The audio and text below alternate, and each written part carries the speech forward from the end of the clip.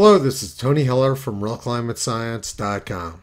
Joe Biden just tweeted, "Climate action can't wait. It's why my administration has put our nation on unprecedented course to tackle the climate crisis at home and abroad, and we're not letting up anytime soon. Our children and grandchildren are counting on us." In fact, the problem is so serious that in 1989, the United Nations warned that we only had until the year 2000 to save the planet from global warming. Governments have a 10-year window of opportunity to solve the greenhouse effect before it goes beyond human control. And 50 years ago, the CIA warned that global cooling was the greatest threat to civilization. Harvard University says that climate change keeps people up at night and devastating effects could be felt within 15 years. But all is not hopeless. Hollywood has these leading experts on the case working to prevent bad weather in the future. In order to prevent future bad weather, the governor of New Jersey has banned plastic bags. And many other states have been working to make their plastic bags thinner. And while the United States is making our plastic bags a few microns thinner, China is building 655 new coal-fired power plants, more than the total number presently in the U.S. Democrat Senator Sheldon Whitehouse of Rhode Island says that if we don't stop global warming, it's going to cost us $178 trillion. Joe Biden is so worried about global warming that he just blocked any new natural gas export terminals. He said, "While Make America Great Again Republicans willfully deny the urgency of the climate crisis, condemning the American people to a dangerous future, my administration will not be complacent." Joe Biden seems to be very angry at people who want to make America great again.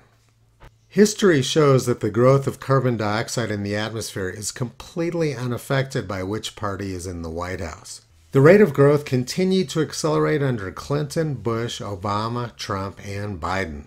The growth of carbon dioxide in the atmosphere last year was close to the largest on record. Over the last few years, Joe Biden worked hard to make Europe dependent on liquid natural gas exports from the United States.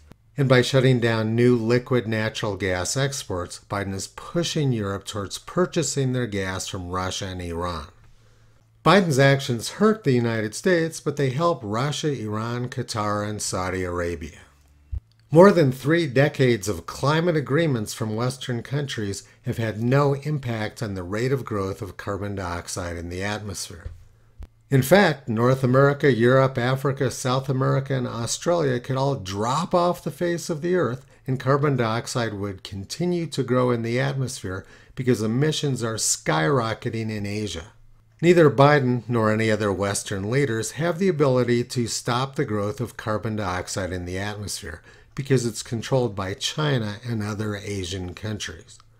Biden's action to shut down new natural gas terminals in the United States will have no impact on climate or the amount of carbon dioxide in the atmosphere, but what they will do is hurt Texas. Biden is angry that Texas is slowing down his border invasion from Mexico, so he's punishing them by hurting their economy. And it appears that almost every single Democrat governor in the United States supports Biden's invasion of the United States as well. It only took half a dozen men to bring down the World Trade Center, and Biden has allowed in countless numbers of military-aged undocumented men. Carbon dioxide is not a clear and present danger to the United States, but Joe Biden is. Biden is playing his usual shell game with the imaginary climate crisis to distract attention away from what he's actually doing. Toto has been pulling back the curtain on the climate scam for almost 16 years. You can visit him and his family on the web at RealClimateScience.com.